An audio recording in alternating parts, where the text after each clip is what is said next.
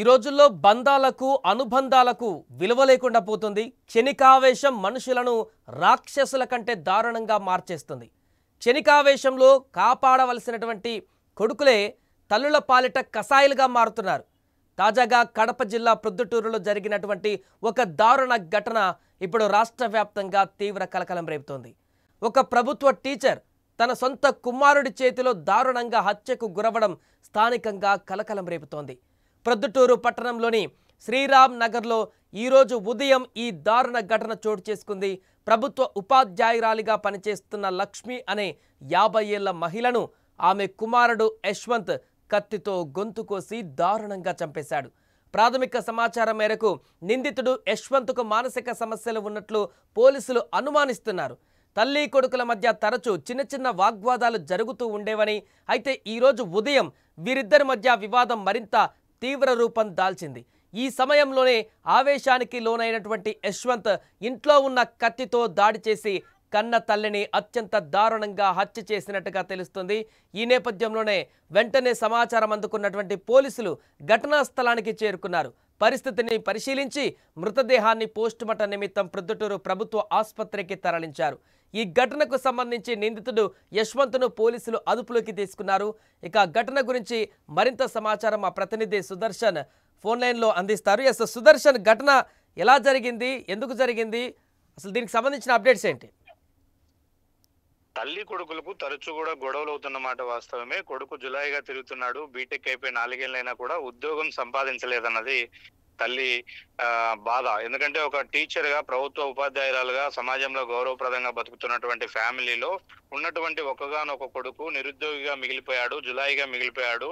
ఉద్యోగం సంపాదిస్తే తను తన ఫ్రెండ్స్ ముందు కానీ సాటి టీచర్ల ముందు చెప్పుకోవడానికి బాగుంటుంది అన్నది తల్లి అభిప్రాయం. అయితే యశ్వంత్ ఎప్పుడు కూడా తల్లిదండ్రుల మాట వినకుండా జులాయిగా తిరుగుతున్నాడు. ఇప్పుడు 4 ఏళ్ళుగా హైదరాబాద్ లో ఉంటూ కోచింగ్ తీసుకుంటున్నాను, ఉద్యోగం కోసం ట్రై చేస్తున్నాను అని చెప్తున్నాడు తప్ప ఉద్యోగం సాధించడంలో విఫలమవుతున్నాడు. అంతేకాకుండా చెడు వ్యసనాలకు కూడా బానిసయ్యాడన్న విషయం తల్లికి తెలిసి గతంలో పలుమార్లు మందలించింది.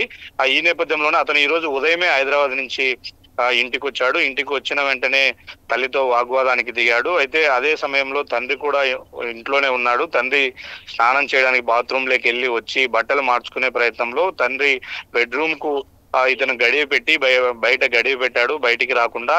ఆ సమయంలో వంట రూమ్ లో ఉన్నటువంటి తల్లిని అక్కడికి వెళ్ళి గొంతుతో కత్తి కోసి బాడీని వరండాలోకి లాక్కొచ్చాడు. లాక్కొచ్చి తర్వాత బెడ్రూమ్ డోర్ తీసి తండ్రికి చెప్పాడు, నీ భార్యను చంపేశాను, పోలీసులు వస్తున్నారు పట్టుకెళ్ళడానికి అంటూ కూడా చెప్పిన పరిస్థితి. అంటే డ్రగ్స్ కూడా కొంత బానిస అయి ఉండవచ్చు ఇతను, ఎందుకంటే సిటీలో ఉంటున్నాడు, ఉద్యోగం లేదు, గవర్నమెంట్ టీచరు, ఈమె ఫ్యామిలీ పరంగా వెల్ సెటిల్డ్ కాబట్టి కొడుక్కి ఏ లోటు రాకుండా చూసుకున్నారు కాబట్టి అతను చెడు వ్యసనాలకు కూడా కొంత బానిస అయి ఉండొచ్చు అన్న కోణంలో కూడా పోలీసులు అనుమానిస్తున్నారు. హత్యకు గల పెద్ద కారణాలు అయితే ఇప్పటికీ ఏవి కనిపించలేదు. కేవలం క్షణికావేశంలో పదే పదే తల్లి తనను దండిస్తుందన్న కోపంతోనే ఈ రోజు జరిగిన గొడవ కారణంగానే ఆ క్షణికావేశంలో గొంతుకోసి చంపేసినటువంటి సంఘటన. ఇది దారుణమైన సంఘటన. ఒక్కసారిగా ప్రొద్దుటూరు శ్రీరామ్ నగర్ కాలనీ అంతా కూడా ఉలిక్కి పడింది. ఇంత పట్టపగులే ఇంట్లోనే తల్లిని చంపి వరండాలోకి లాక్కొచ్చాడు. ఆ బ్లడ్ అంతా కూడా ఆ తాపల నుంచి నేరుగా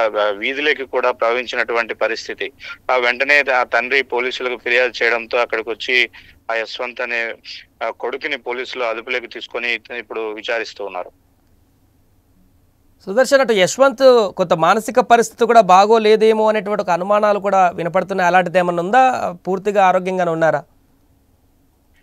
గతంలో వాళ్ళు అంటే కలిసి దిగిన ఫోటోలు కానీ వాళ్ళ నేపథ్యం చూస్తే మాత్రం అంత మెంటల్ కండిషన్ బాగలేనంత స్థితిలో అయితే ఏమీ యశ్వంత్ లేడు. కానీ ఆ తల్లిదండ్రులు ఏమన్నా కూడా ఈ కాలం కొద్ది పిల్లలు ప్రతిదానికి కోప్పడ్డము, ఆవేశపడ్డం చేస్తూ ఉంటారు. అలాంటి టైంలో ఏమరా మెంటల్ గా బిహేవ్ చేస్తున్నావని తల్లిదండ్రులు అనడము పరిపాటి. అలాగే మా వాడు మెంటల్ గా బిహేవ్ చేస్తూ ఉంటాడు అని తండ్రి ఆరోపిస్తూ ఉన్నాడు. గతంలో కూడా ఇలాగే ప్రవర్తించేవాడని తండ్రి చెప్తున్న మేరకే యశ్వంత్ యొక్క మానసిక స్థితిని ప్రస్తుతం అయితే పోలీసులు అంచనా వేస్తూ ఉన్నారు.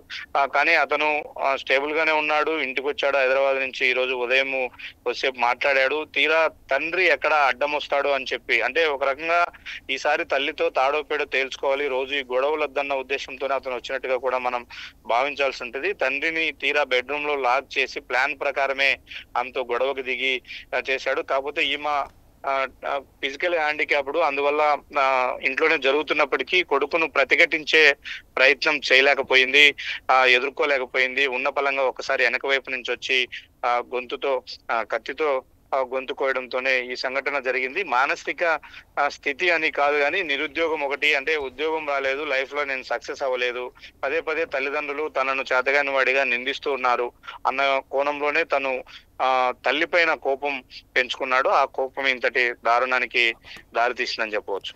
Right, thank you Sudarshan. So మొత్తానికి అదే ఒక ప్రభుత్వ ఉపాధ్యాయురాలకే ఇలాంటి పరిస్థితి ఏర్పడింది. కన్న కొడుకు తనలాగా తనకంటే ఇంకా మంచి పొజిషన్కి వెళ్తాడు, నాకంటే పెద్ద హోదాలో ఉంటాడు, సమాజంలో నాకంటే మంచి హోదాలో ఉంటాడని చెప్పేసి కలలు కన్నటువంటి ఆ తల్లిదండ్రులకు ఈరోజు ఇలాంటి దుర్భరమైనటువంటి పరిస్థితి ఎదురైంది.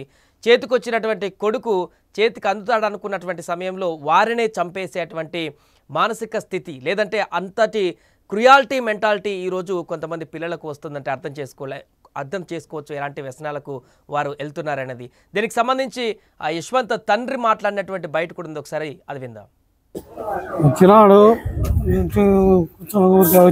తిరిగినాడు, నేను స్నానం చేస్తాను, వచ్చిన బిడ్డలు మార్చుకుంటుంటే వాళ్ళమ్మతో ఏమంటున్నాడేమో ఏమైందో, లోపల బుడ్డలు తొడుకుంటుంటే గడేసినాడు, గుడ్డలు తొడుకో వాకిలు వేసినాడు, గుడ్డలు తొడుకోండు నేను తీసా అని వాకిలు వేసి ఇంకా ఏమో మొత్తుకుంటాను. అది మళ్ళీ అండి రోజుని చంపినా నా పోలీసులు వచ్చారు, చంపినా భార్యను అని అంతా మెంటల్ ఉన్నది. వస్తానే మళ్ళీ తొక్కుంటే మళ్ళీ దుప్పి మళ్ళీ వాకిలు వేసి వచ్చినాడు, వచ్చినాడు తిరిగినాడు,